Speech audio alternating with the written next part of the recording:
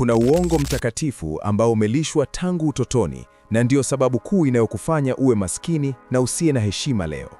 Uliambiwa kwamba ili ufanikiwe na upendwe, lazima uwe kondoo. Lazima uwe mtu mwema, mpole na asiye na madhara. Lakini angalia dunia inayokuzunguka. Wale wanaoshinda, wale wanaotawala na wale wanaobadilisha dunia sio kondoo. Ni mbwa mwitu waliojifunza kuvaa suti. Leo Upendo wa Nafsi TV inakuletea falsafa adimu ya mwanasaikolojia Carl Jung inayoitwa Integrating the Shadow au kuunganisha kivuli. Hii ni siri ambayo walimu wako wa dini na shule hawakuwahi kukwambia. Sikiliza kwa makini, maana video hii itavunja utu wako wa zamani na kuzaliwa upya. Siri ni hii: mtu ambaye hawezi kuwa hatari sio mtu mwema, ni mtu dhaifu. Kondoo hawezi kudhuru mtu yoyote, sio kwa sababu anachagua wema, bali kwa sababu hana uwezo wa kudhuru. Kwa hiyo, kondoo sio mwema, ni mnyonge na chakula cha wenye nguvu.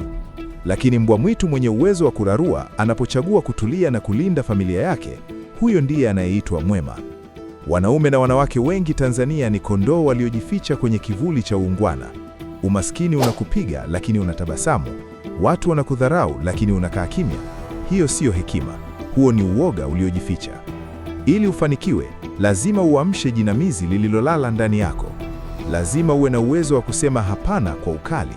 Lazima uwe na uwezo wa kuondoka, na lazima uwe na uwezo wa kupambana inapolazimu. Kabla sijaendelea, hebu nikuulize, angalia maisha yako sasa hivi. Je, umekuwa kondoo anayeliwa au mbwa mwitu anayewinda? Acha uoga. Nenda kwenye comments, andika neno mbwa mwitu kama umeamua kubadilika leo. Nitapita kusoma. Saikolojia inatuambia kuwa nguvu zako, ubunifu wako na uwezo wako wa kuongoza vyote vimejificha kwenye upande wako wa giza. Unapokandamiza hasira yako, unakandamiza pia nguvu yako ya kusonga mbele. Watu waliofanikiwa wanaitumia hasira yao kama mafuta ya injini. Hawalii wakionewa, wanatumia huo moto kujenga milki zao. Ni lazima uwe na meno, ndipo uchague kutokungata. Kama huna meno, heshima yako iko wapi?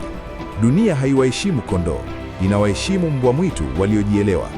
Usiwe mwema kwa sababu huna chaguo. Kuwa mwema kwa sababu unayo nguvu ya kutokuwa mwema, lakini unachagua upendo. Hivyo, kuanzia leo, badilisha mtazamo wako. Usitafute kuwa mtu mwema anayefurahisha wote. Tafuta kuwa monster mwenye nidhamu. Kuwa mtu ambaye akiingia kwenye chumba, watu wanahisi uwepo wa mamlaka.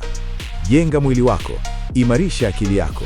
Tafuta pesa kwa ukatili wa kisheria na weka mipaka isiyovunjika. Ukifanya hivi, utashangaa. Wale watu waliokuwa wanakudharau wataanza kukuogopa na kukuheshimu. Huo ndio upendo wa nafsi wa kweli.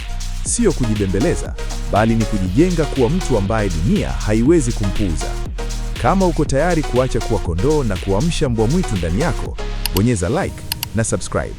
Mimi ni msimulizi wako kutoka Upendo wa Nafsi TV. Karibu kwenye ulimwengu wa wenye nguvu.